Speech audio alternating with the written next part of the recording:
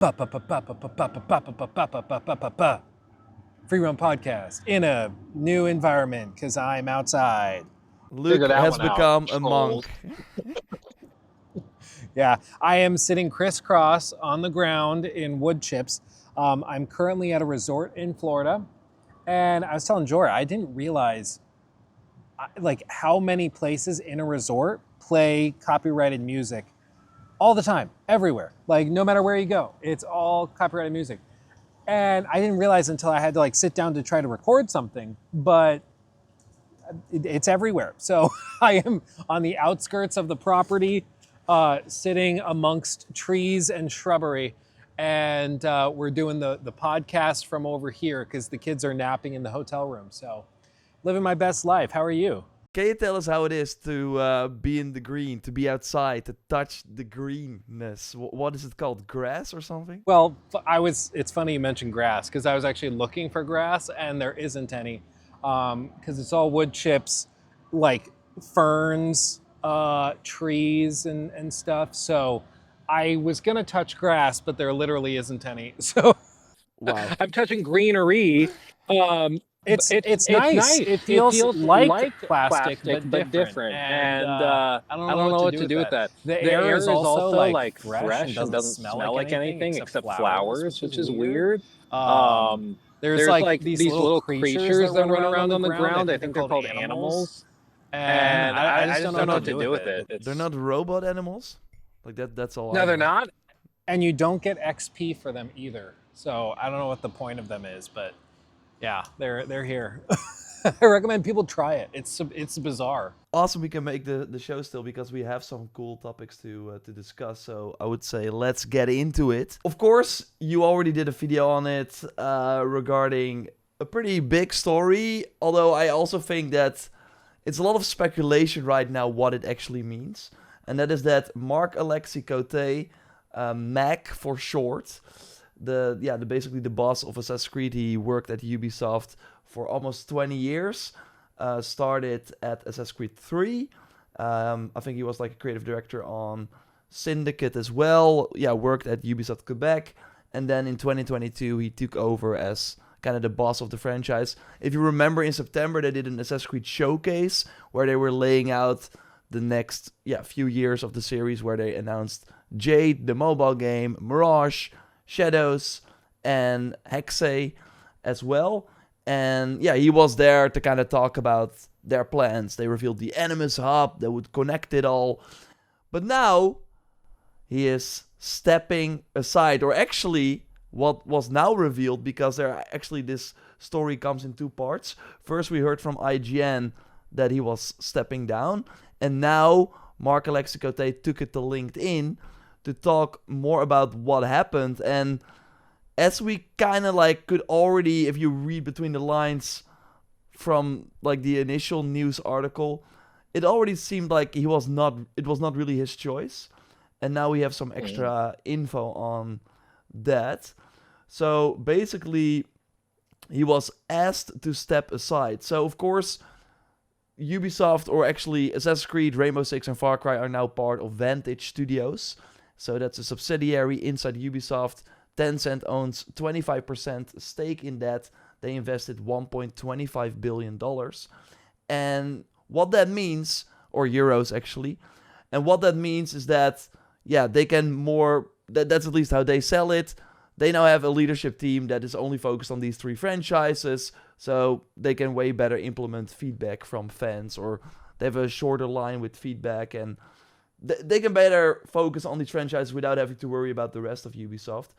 And seemingly, inside, like in October, that studio started, and it seems that Marc-Alexis Cote was asked, "Yo, can you stay in as part of the Assassin's Creed franchise? But your role will change, and you will not be kind of overseeing it anymore." I'm gonna look at the. I want to hear your take, Luke, but I'm gonna look up the LinkedIn post so I can get the exact quote. But in the meantime, what's your take? I mean, like you said, anybody who was reading between the lines kind of figured out that this is probably not his choice. And what it seems like happened was basically, and Jor will read the full quote in a second, but what it seems like happened is that after the new organization was formed, they went to him and said, okay, listen, we're going to do things differently. We'd like you to be on the team, but you're not going to have the same responsibilities. And I think what Max said, and you'll see it in the quote, was effectively like, you won't have the same responsibilities, you won't have the same purview or oversight. It sounds like a demotion. He probably would take on an executive producer role or something like that, where he gets influence and he gets some say, but he's not the guy, which is what he's been for 3 years. And he was just like, you know, nah.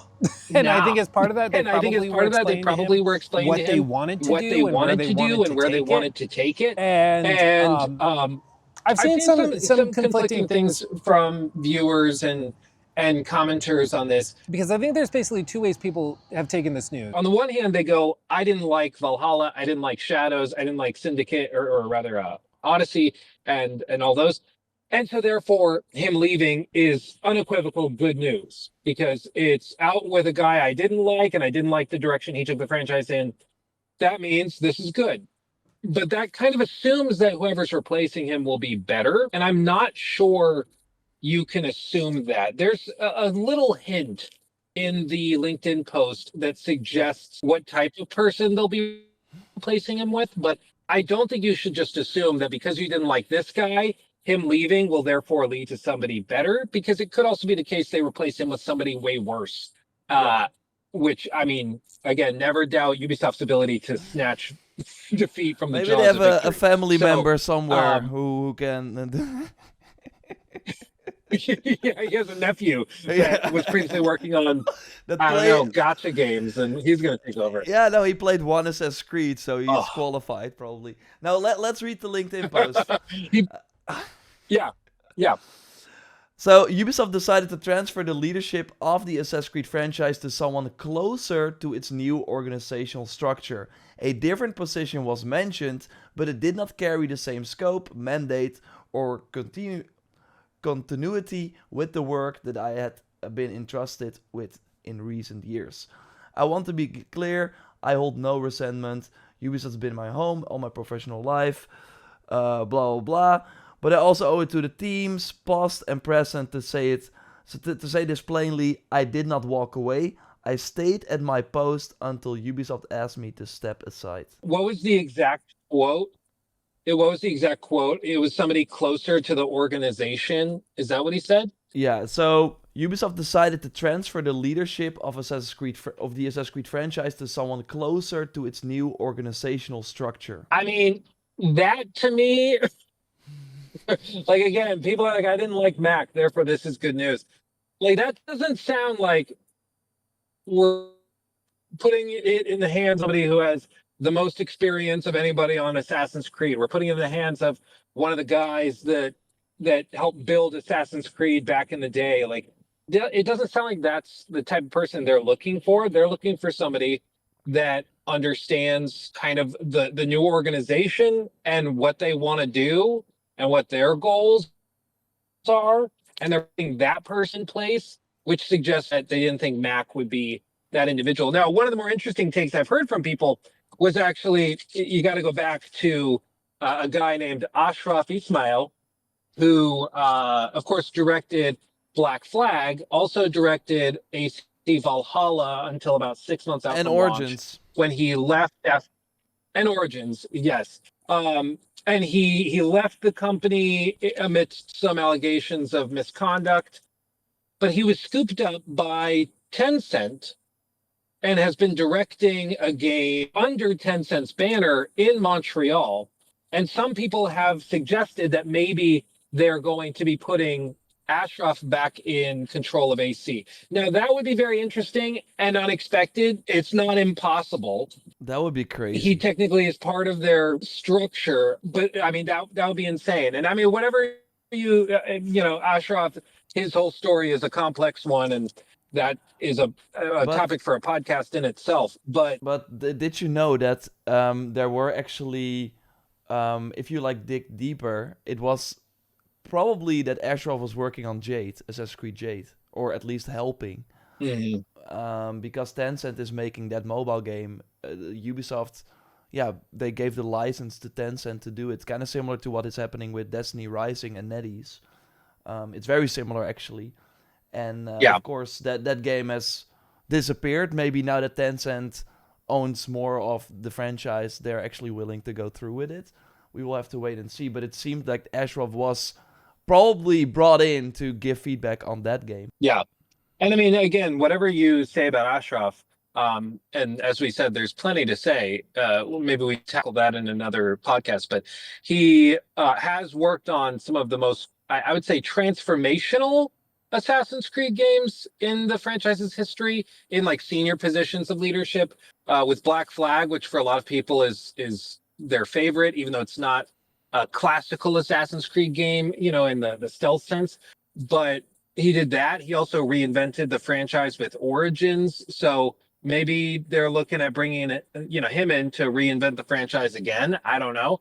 But more likely, I would guess, is that they're going to put somebody in charge who's close to the organizational structure, which basically just means somebody that's like Charlie Guillemont's friend or something.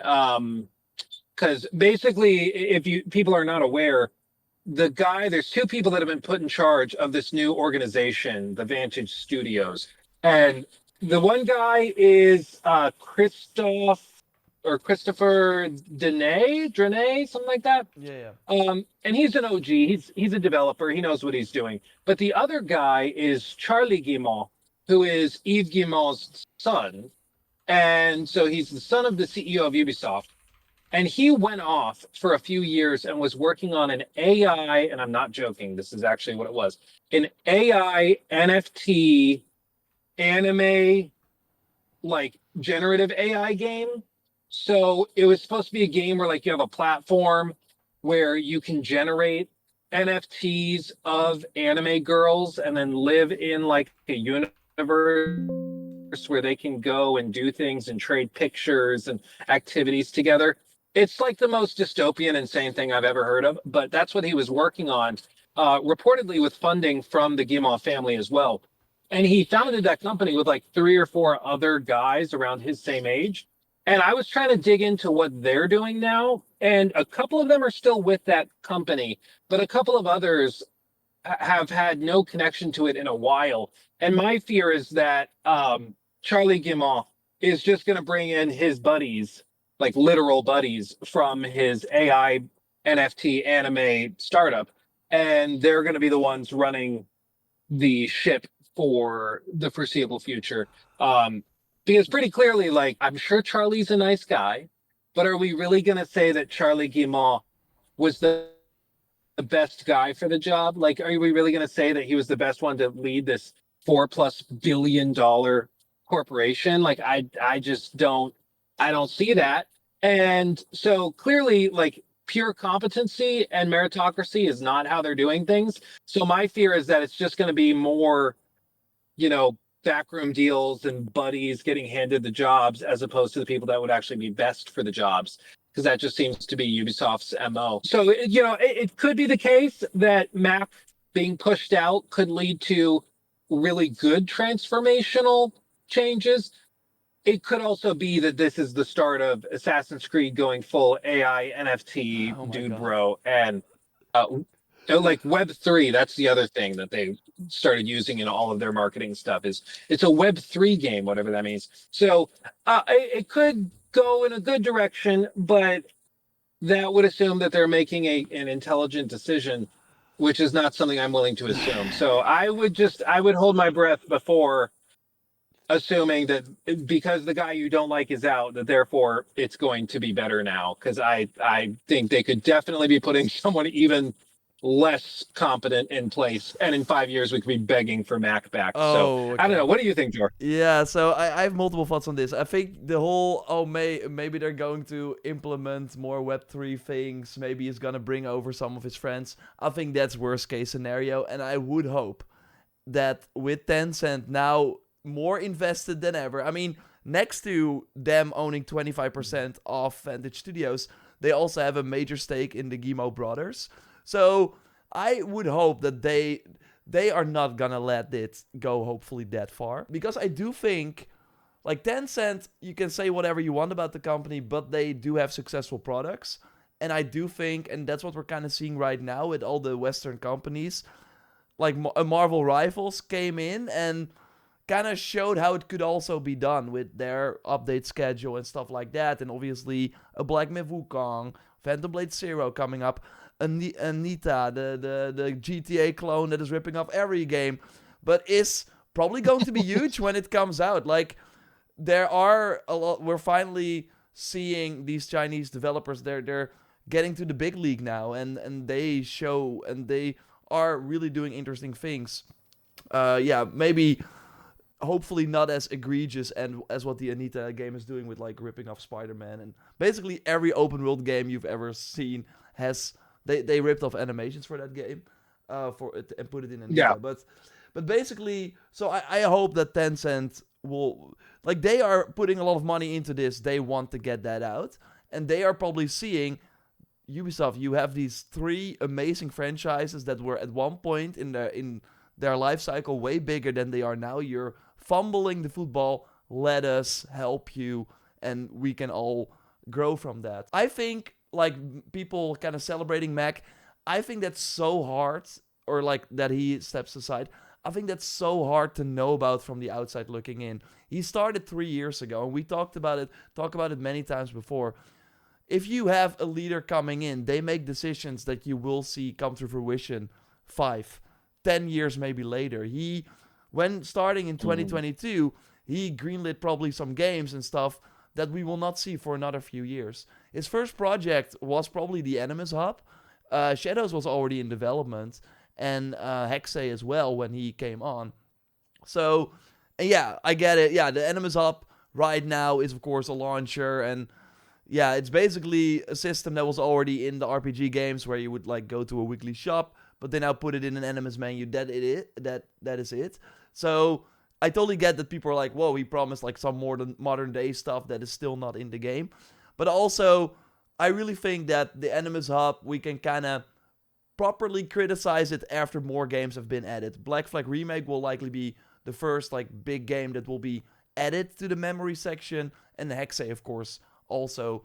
And if it's then still that we're reading data pads and points and doing a battle pass, then okay, I get it. But I hope there's more to kind of bridge the modern day between these games.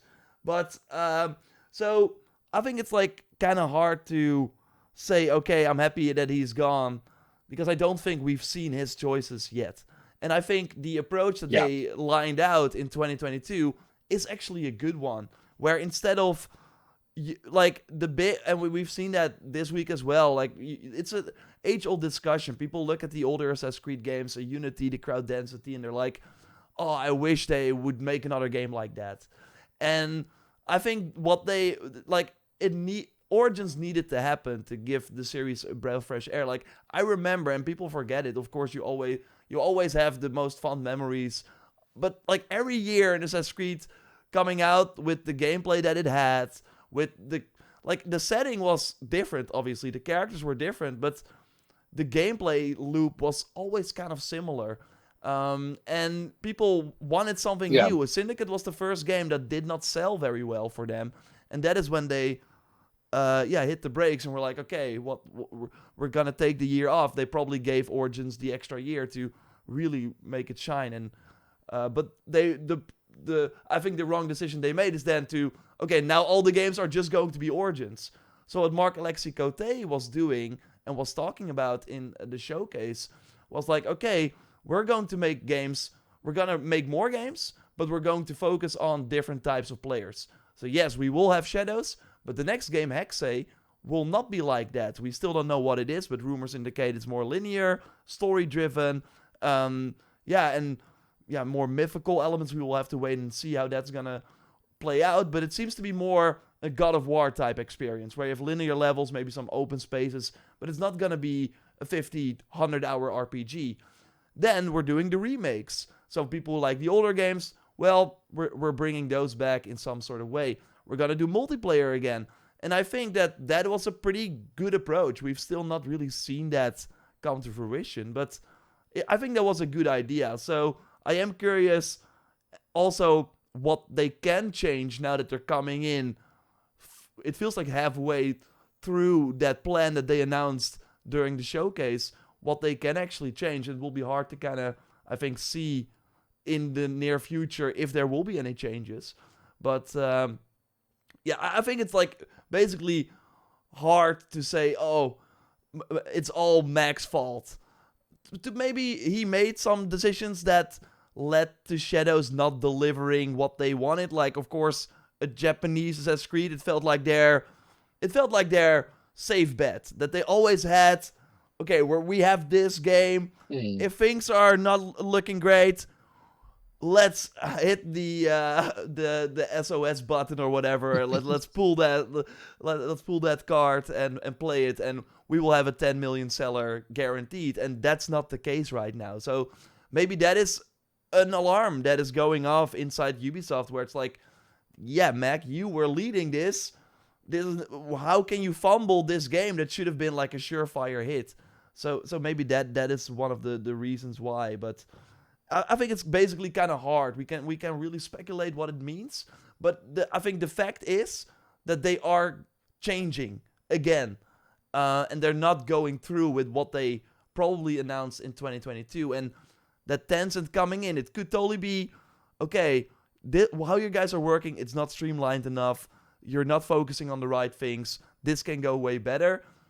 We're investing now. You have more time, more money. Let's do this. Or it is, okay, we want a return on investment in 2 years. Why are there no more Helix packs in this game? And put microtransactions in the Black Flag remake. There are totally going to be there are totally going to be microtransactions in that game. But I also hope that they know, and that's what we've been seeing with Ubisoft in general, that they have to win back the people by going back to Steam day one, losing the season pass, losing the Ultimate Edition that is $130. Like, they're dropping all those things. So it would be weird for them, I think, to make a 180 on that again. That's not going to help them either. Yeah. Well, and I think, I mean, you put it well when you just said they're changing again.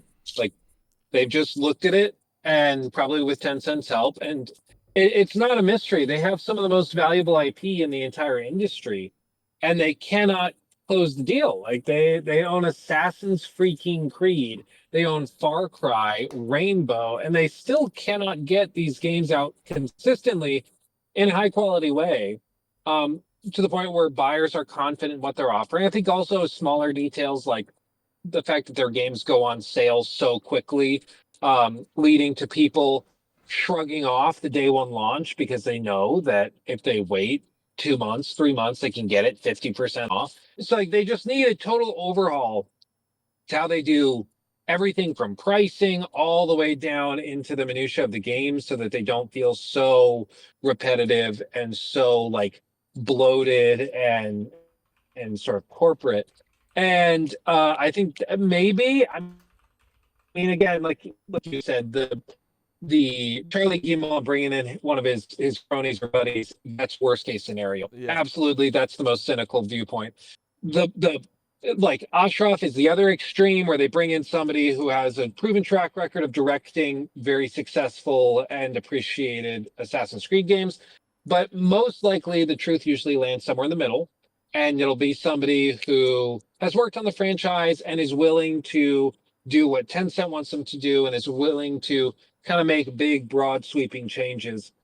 And honestly, it's not like they can get more unfocused. It's not like they can get more like out of touch with, I think, how most people view the franchise.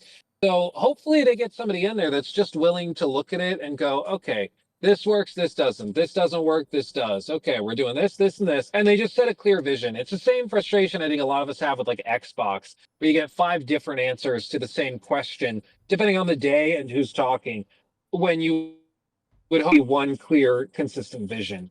And so my hope is that if they are really shaking it up, and Mac's departure is part of that, I hope that they do sort of like they did in 2022, where they do the full breakdown of what they're changing, what the next 5 years looks like.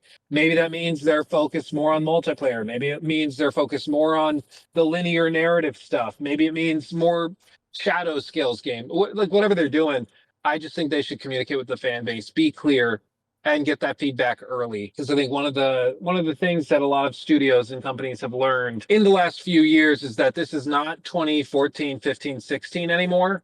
And it's just too risky to spend $1 billion on games and projects in the hope of like really surprising the community when you reveal them.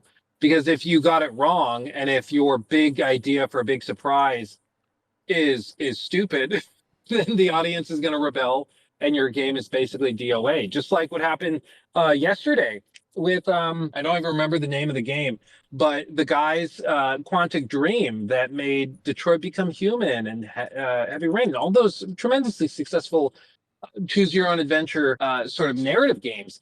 They've been gone for 7 years. And we thought they were just working on Star Wars Eclipse, but it turns out they've also been working on this like 3v3 fantasy live service game. And everybody sees it and goes, "What the hell is this? Like, where's the Star Wars game? Oh, we're still working on it, but this is the focus now." Like, it's just, I think we're at a point in the industry where things are so expensive and risky. They just got to get the feedback as soon as they can, and then they can act on it and make changes and pivot if they need to. Yeah. But I think the one thing we don't have to speculate on, which is just that Tencent and the new Vantage Studios, they have an idea of what they want to do, and Mac was not in that vision. And there's a lot of different ways you could take that. Why wasn't he part of that vision? Did they literally just want fresh eyes? What was that? I don't know.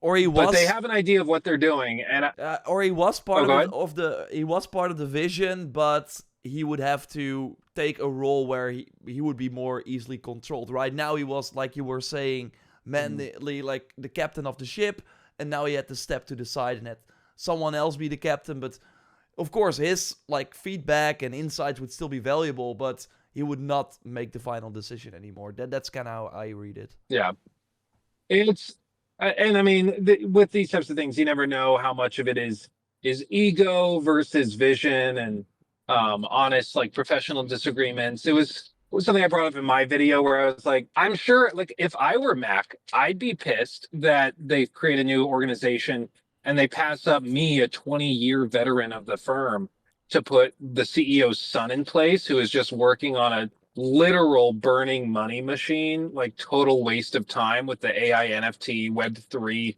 anime girlfriend simulator.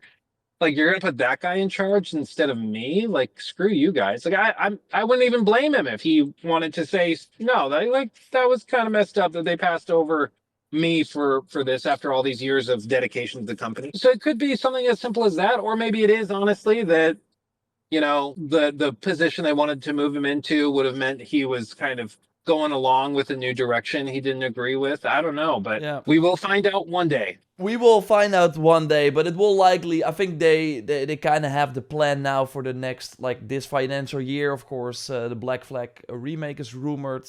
There's seemingly a Switch 2 version from D-Labs. The PlayStation Plus leaker has leaked that. That's coming December 5th, it seems. And yeah, we still have Jade somewhere, the mobile game, and Invictus, whatever that is, the multiplayer Assassin's Creed, of course. So they got a lot of things cooking, although, yeah, maybe some of them also disappear. I think it's probably going to be in the next few weeks we get a Tom Henderson update, where it's like, yo, this happened, and blah, blah, blah, and we will see. So we will, of course, keep you up to date here. I think one thing you noted that was really, that kind of is like a perfect segment to a small news story I quickly want to touch on. You talked about like bringing in people early, and I think a game that did that this year and that is now reaping the benefits is Battlefield. Battlefield 6 sold 7 million copies in 3 days. And if we go to, so that's what EA announced. And by the way, the analytics firm, I'm now blanking on their name, but they've been like pretty, Alinea Analytics.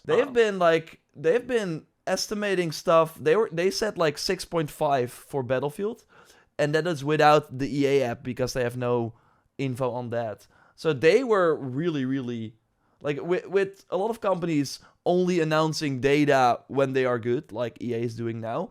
I think having firms like the Alinea Analytics and actually seeing that they are pretty close to the truth is very interesting. But also we have in Europe Battlefield 6 launch sales bigger than Call of Duty Black Ops 6 across Europe. That is huge. It was 4 times bigger than Battlefield 5, the launch for Battlefield 6. I said it when they did the reveal. This is gonna be the biggest seller for the year, and I think that turns out to be correct. And they are finally looking at an old franchise and giving it the modern way to market it and put it on at launch. Like, so if you have been paying attention with Battlefield 6, they had the Battlefield Labs, of course, and this is how a lot of people from all over the world could test the game early. This meant, and you cannot combat this with a big game like this, before EA revealed it was like end of July is when they revealed the game, there were leaks everywhere. It was, you could really like the full weapon list, gameplay everywhere on Reddit, and EA did not even try to, like, sometimes they of course tried to take it down, but they were like, we cannot win this battle. But they had like thousands of people playing, valuable feedback, because you can have internal testers, but that's completely different than an actual online environment. So they had a lot of, I think for years there were creators like a Moxie, who's like a big Borderlands creator in particular, fly out to DICE to give feedback, I think a couple of times. That is another trend we're really seeing right now, where companies are bringing in creators, because they are of course a good like connection between the community and the developer, and kind of hear different things than what the developers are sometimes hearing, or so they're bringing those people in, give feedback on from those people. And that means that when they had the beta, I mean, that's another thing that EA really did well with this game, is they announced it, a week later you could like do the beta, a week after that they had the open beta, and then they said see you in 2 months, that's when the game is out. And it felt like a flawless marketing cycle for this game, and they had a huge uphill battle. Battlefield 2042 was a disaster for them. Of course, that had a lot of hype as well. That was really the old way of doing marketing for games, showing but not letting people really experience it. It was like all the cool trailers with the guy jumping out of the airplane and doing the rocket launcher, boom, and everyone's like, oh, I hope this is good, I hope this is good. And here they were like, okay, we still have those trailers, but here, go play. And then you had all the people in the Battlefield Labs. They said, I've been playing for tens of hours, it's great. So I think this is really a great study case for a lot of companies like a Ubisoft, because in like 10 years ago, Assassin's Creed was on the same level as Battlefield. Assassin's Creed Unity also sold like 10 million in a month or something like that. Crazy numbers like that. And now Shadows is like tweeting, hey, we have 3 million players. And we're like, okay, players? So what's that, right? Like they're not even saying copies sold, which is never a good sign.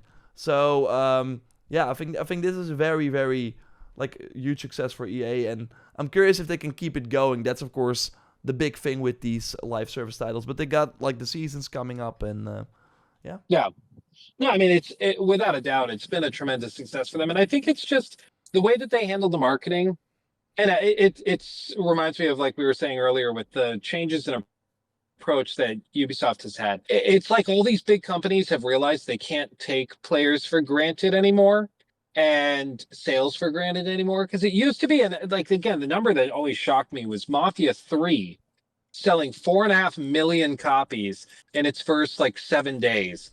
And that was a game I remember people talking about everywhere, because it was such a technical disaster. It was broken and busted, and you could barely run it.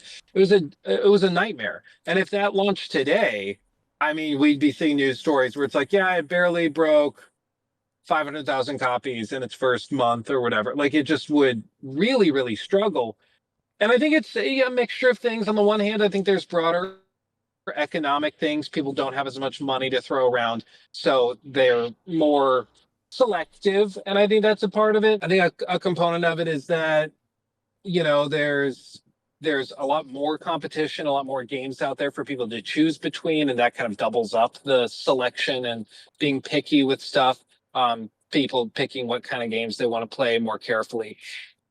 Some outlets or some companies have dismissed that sort of pickiness over, like, basically saying it doesn't really matter or hold true because it's actually just younger gamers don't like paying for games. They're used to Roblox, they're used to Fortnite, they're used to those, and that's why we're seeing different games struggle to sell well, and it's just because those behaviors of the younger generation have shifted and changed. But I don't think that that's true because we can see Battlefield sells like crazy. Well, let me clarify. I think it is true that younger generations are less likely to pay for games. They like free to play. But I think that those older gamers that still buy things at full price are still out there. You just have to earn their purchase much more so than you might have been able to get away with years ago when everybody would just buy the latest game because that's the latest game. Now people are very, very picky and very careful with what they buy and why they buy it. And I think it's good for the industry because, I mean, it means that all these companies have to earn your dollar, and they earn it by making a better game, by polishing it, by marketing it properly. And they can't just throw something together like 2042, shove it out and call it a day. They have to actually earn your purchase. And I think that that's really good for the industry, and not just for Battlefield and Battlefield fans, but for everybody. If studios and companies, whether they're Ubisoft or EA, if they start really working to earn your purchase. So I think it's good. And I mean, 7 million, man.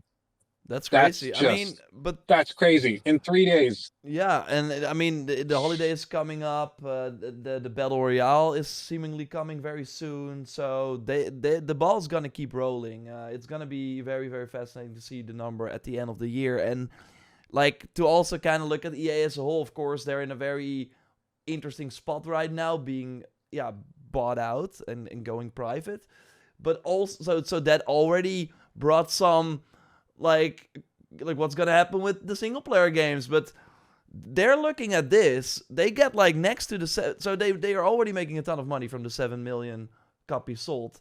Then they have all the microtransactions, the season 1, the battle pass.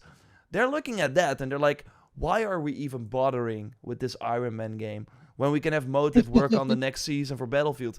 That is really the sad reality probably that we're in.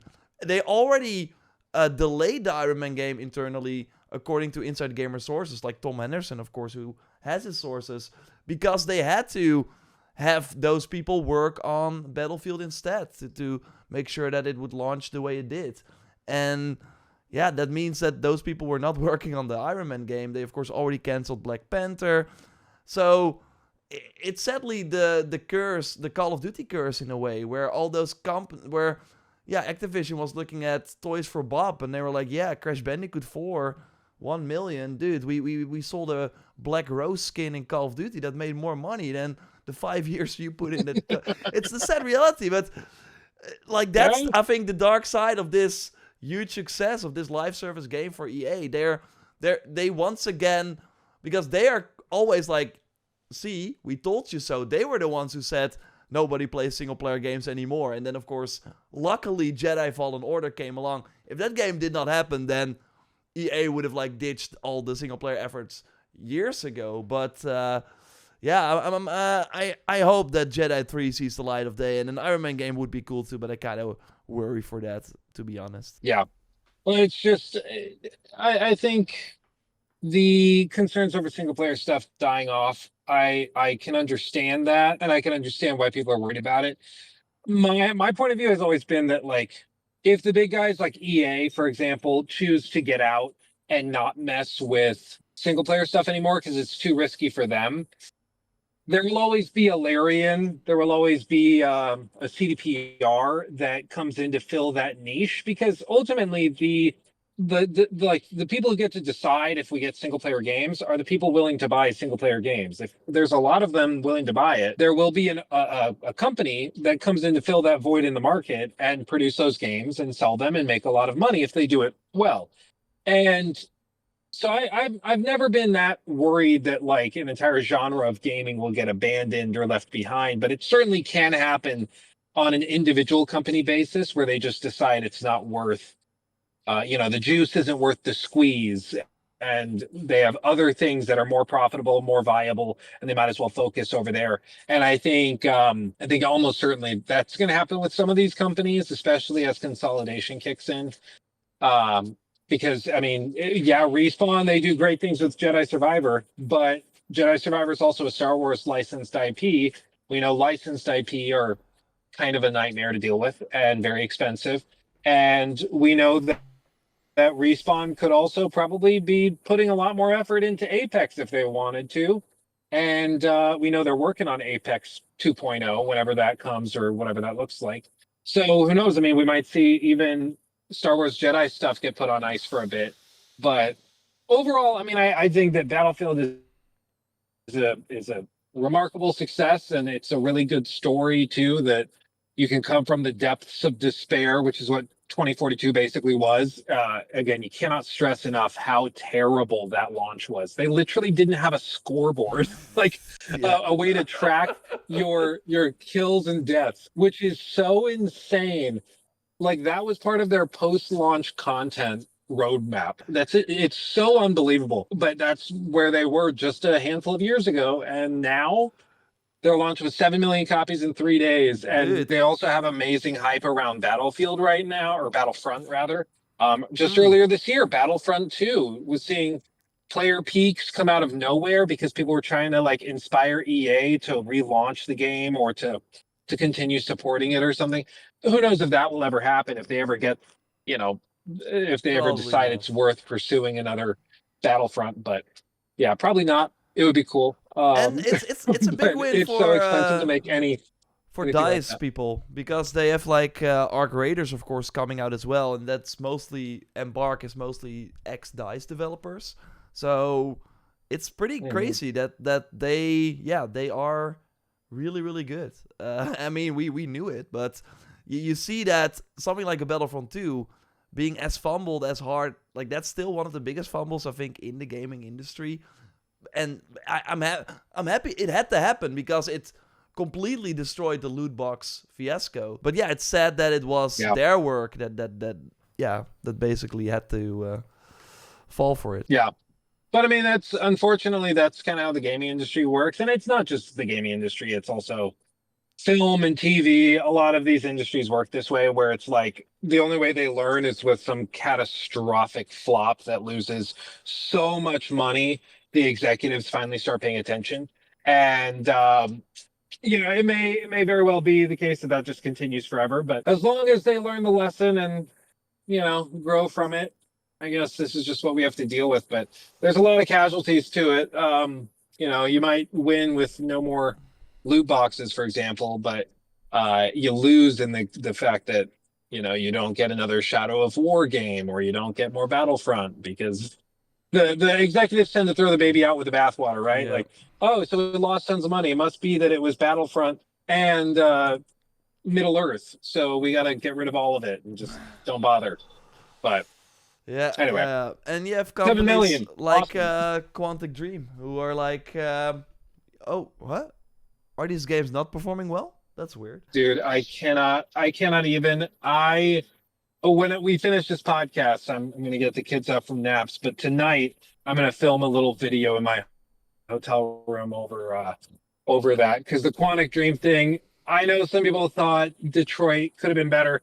Dude, I love Detroit Become Human. I think it's awesome. It's so unique, and to see them do that, which sold by all accounts quite well, and it has like its own cult following. And then they go away for 7 years and they come back with a 3v3 card building, hero building fantasy game. Like the game might be cool, but like, what are we doing? What are 10 we do? Like, million. why is that the game you're making? Why is that? 10 million copies. And it's been on like PlayStation, whatever, PlayStation Plus, PlayStation Collection, whatever. They've done stuff like that. But still, I mean, lots of people have played that. Lots of people love it and are excited over the Star Wars game, seemingly built in the same like mold, basically. But it's just so insane to me to think that they have all that and they decide to put this effort into a fantasy card building game. Like I don't know, man. It's so infuriating because again, a lot of people are like, Star Wars still happening. It's still gonna come. It's like like this just isn't for you, so just don't worry about it. But it's like, yeah, but it's taking all of these resources and money and like it is their focus right now. So it's taking away from other stuff. They could have built a Detroit Become Human 2 in this time. It's been 7 freaking years. You know, it's crazy. Do they still have the talent though? That's what I wonder. Anyway. Now that they like it's 7 years, and of course we know what happened with David Cage stuff and like Sony backing out. Like they, I mean, Yeah. in a different timeline, it would be a PlayStation studio right now, and they would only be making those games. But yeah, there's clearly something wrong at that studio, and we have reports of that. So maybe they were just. Yeah, this was just bound to happen. That I think there's more to this story. Well, yeah, overall. I had totally forgotten about it. I agree. Tom Henderson also tweeted out he had mentioned that he initially reported on this back in 2021, or maybe it was early 2022. But I looked it up, and sure enough, there is an article written by Tom Henderson back then, before Insider Gaming was even founded. He was writing for another website, and in that article, he describes how Quantic Dream is working on 3 games. It was the Star Wars game. It was this one that we just saw revealed. And then another game which may or honestly probably was canceled at some point in the last few years. But like this was something they were working on even 3-4 years ago. They had been building it out. And again, it just never ceases to amaze me how companies will chase the live service trend, but specifically that it takes so freaking long. Like it really makes me wonder, is it honestly just that difficult to build a multiplayer game that you need a decade to do it or half a decade to do it? Or is it that because of balancing issues, it's so iterative that you have to spend that time just redoing things 15,000 times to polish it up? I just don't get it, but It's this what thing has we, been in the works for years and years and years. It's what we hear, right? With I think we recently had an interview with Sucker Punch, and of course they are doing the Ghost of Tsushima. They did a Legends mode, and they're doing one for Yote as well. And they were basically being asked, "Yo, are you allowed dabbling more with multiplayer?" And they say, "No, we are still a single player studio," and they look at it as a sport, like that. Yeah, they are very good at, for example, soccer, and it's basically if you ask a soccer team to go play basketball. That's how they describe going from a single player game to a live service game. And yeah, it is. I think for these studios, it's a lot of fun as well to try something new, and they likely, I think, play a lot of these games as well. So they're likely like, okay, yeah, let's do this ourselves. We can probably do this, and then they're like, oh wow, there's way more than we did not anticipate, and it's basically trying to reinvent yourself. And then you're also Quantic Dream, who, I mean, the gameplay was non-existent almost in these games. So you're doing a complete 180. It's crazy, but we will see. And yeah, people can of course check that video.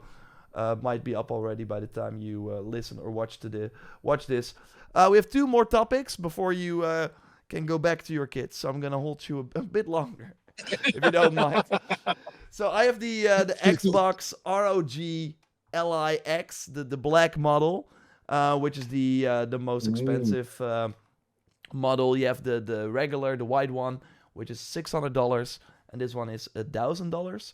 And yeah, I already had the LIX, so the previous model they had, but now they're of course partnering with Xbox.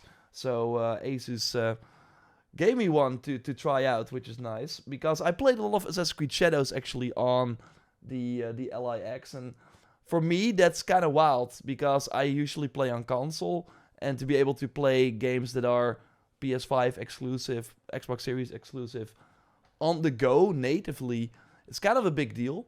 And basically with this new device, it's like still a PC handheld, so the whole Xbox branding, I'm on one hand kind of, it's more than I expected, but it's also still far from, like, your Xbox games are not running on this. You really have to have the PC version, basically. Of course, you can still, through Game Pass, play most because most PC Game Pass games are the same as the Xbox Game Pass games. But and they all run pretty well. You're running at them at like medium low settings. 60 FPS is totally possible. So basically, what the big difference with the other model is that they have 2 grips now. So yeah, it's basically kind of like the PlayStation Portal. You're basically holding a controller, and I think that's a huge step up, because I've been playing a lot, like, longer sessions on the previous model have been not good for your hands. So this is totally better. The triggers have been a bit better as well, and there's a huge Xbox button now, or huge, like, yeah, it's noticeable. And basically the biggest difference that I found, and there's also something that kind of reveals the future of Xbox. This is basically, I think, the first glimpse at what they're going to do for their next hardware that they are making themselves. But yeah, they basically, next to, because the LIX was really running on Windows, you were just like a PC booting up the games from a regular home screen. Now you actually boot it up in an Xbox environment, and also that really has improved performance as well. So that's kind of nice. And yeah, I was pretty impressed by how that actually works. You're still, when you boot up the system, have to go through all the Windows 11 startup things. So it's totally not what you expect from an Xbox handheld. But once you get past that, yeah, it's a pretty interesting environment. And basically, that's where you see all your games, your library, but also, yeah, all the games you have installed from Steam, from the Epic Game Store, and they're all there. So that's kind of what we've been hearing, right, with the next Xbox console. That I think that is going to be the competition next generation, where Xbox is really gonna hammer home, we are about freedom. You can decide where you play your games, where you buy them. You can buy them at us. Like that's what we're really seeing here. So they're really pushing the sort of Game Pass things. You constantly see them.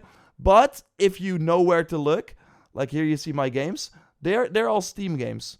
So I can very quickly just boot up my Steam games. But I'm still an easy target for their Game Pass marketing. That seems to be their strategy. And yeah, it's kind of fascinating, because of course PlayStation only lets you buy things from the PlayStation Store, while on the next Xbox, yeah, you can buy them wherever they are cheapest, and probably, yeah, basically run your whole Steam library. Your PlayStation games work on it too, like all the games that are on Steam. It's possible. So it's an interesting device. It's very expensive though. It's totally not for everyone. But I do think if you are in the market for a PC handheld, it's one of the best out there. Or, in my opinion, the best out there, from what I've tried at least. Interesting. Yeah, I've pondered whether it's worth upgrading, because I have like a Steam Deck, I have the ROG Ally, not the X, and I really like them, but I've gone back and forth on it in terms of whether it's worth upgrading to. And that's one most people who have tried it and messed around with it have said, like, if you're in the market and you don't have one yet, yeah, check these out. But if you already have one, it's probably not big enough of a leap or jump to justify spending another like grand, on a brand new handheld. But yeah, I think, like you alluded to, the future of Xbox is probably mostly third-party devices with some Xbox bells and whistles, or the Xbox launcher. And they've started experimenting with the Xbox launcher on the Xbox app on PC, where they try to put all of your games from all your libraries in one spot. Personally, maybe this is just me. Personally, I find that so freaking annoying. I like disabled it the moment I found out you could disable it. Maybe one day it gets better and it's to the point where it's not disruptive and annoying. But yeah, or maybe it's just me. It's a me problem, because I'm so used to, like, if I want to launch a Steam game, I launch Steam. If I want to launch a Ubisoft game, I launch the Ubisoft launcher. And so having it all in one place, like, cluttering and annoying to me. I don't know, but maybe I get used to it. But either way, it's cool to see that it's out. And while it is expensive, it seems like the build quality and everything else is top notch. So there you go. Yeah, and it works well in the bathtub, you know? It's also very important. Yeah, it's we can always trust Jor to test all of the devices in the bathtub. You know, Yeah, you gotta know. yeah. One real quick. Yeah, you won't see that on Linus Tech Tips. No, we gotta have some exclusives here. Let's move on. Exactly. Sucker Punch will remain a single project studio after Ghost of Yotei. That's of course one of the bigger news stories that came out before the game launched. The budget is similar to Ghost of Tsushima, and Ghost of Tsushima cost 60 million to make. That was obviously longer in development, so per year Yotei cost more. But yeah, it was only in development for 4 years, while Tsushima was in development for way longer because they had to build it from the ground up, of course. But yeah, the game already sold 2 million, according to, Alinea Analytics. So I think we can kind of, that's probably in that ballpark. They are making a profit already. It's doing well, and yeah, they're seemingly still want to remain small. While a Naughty Dog, a Guerrilla Games, Santa Monica, I think too, they're big studios now. They are doing multiple projects. And yeah, that's Sucker Punch wants to stay nimble, and 160 people. That does mean though that the next thing they're going to work on, they will be working on that for 4 or 5 years. And yeah, we now have a quote.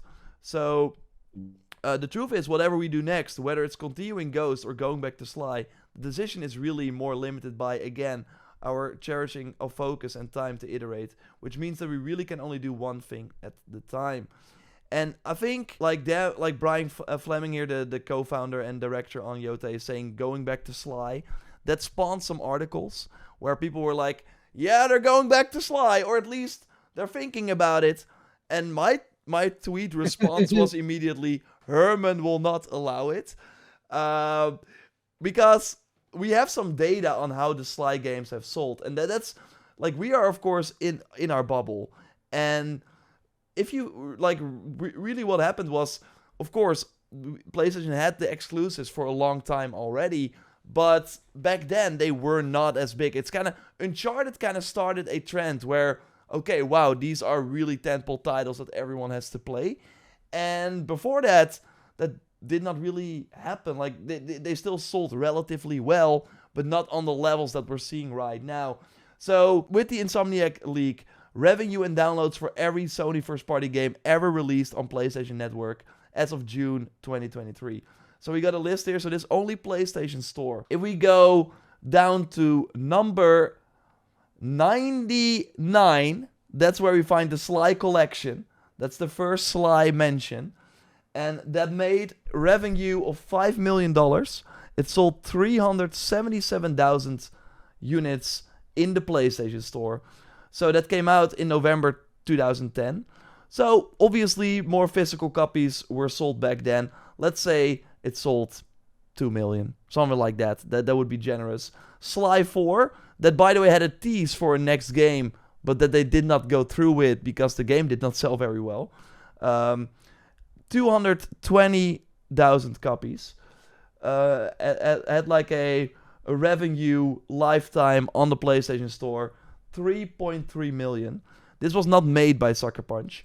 But if we then go to Ghost of Tsushima, that is number 7 on the list of all the games, all the PlayStation first-party games. $215 million revenue on the PlayStation Store alone. And then that does not even include the PS5 version, because that one is on number, let's see, that was of course the director's cut. Number 19, that made another 80 or 66 million dollars. So basically on the PlayStation Store alone, Ghost of Tsushima had made $300 million, and that is without the PC version and without the physical sales. Again, the game had a budget of 60 million. So I think, looking at that, you got this team that is capable of that. Yotei is on track to, I'm not sure if it will hit those highs, but it will probably, lifetime PC, when all said and done, maybe there will be a PS6 version, 10 million is reachable. I don't think you're gonna let them make an Infamous or Sly Cooper. Infamous Still, it's more popular than Sly, but also not in the same league. Like you want them to either go beyond that or make another Ghost game, I would think. Yeah. Well, and I think maybe it was Hiroki Totoki.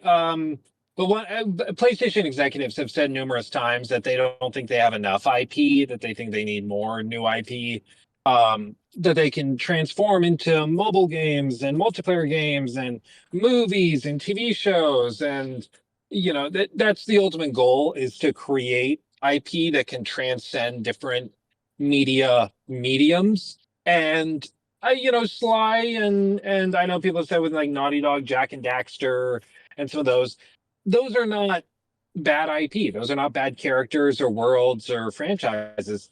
It's just that they're playing on a scale that's much bigger than those IP were kind of designed to play in. The stakes are higher now, and it's also about opportunity costs. Like if they made a Sly Cooper game, I'm sure they could do it and it would break even and turn a profit at some point. But it's also just a matter of what they're capable of. I mean, the guys that are making Ghost of Tsushima and Ghost of Yote, for them to work on a Sly Cooper or something like that is probably just not the most effective use of their time in terms of what they could be working on. Same with Naughty Dog. It's like, okay, so they can make The Last of Us 3, or they can make, a Jack and Daxter reboot or something. And I just don't think they'll perform anywhere near at the same level, which at some point the executives are just going to go, okay, well, it's just not worth the trouble then. Just do what is working and do it that way. Especially when you're talking and taking 4 to 5 years of dev time,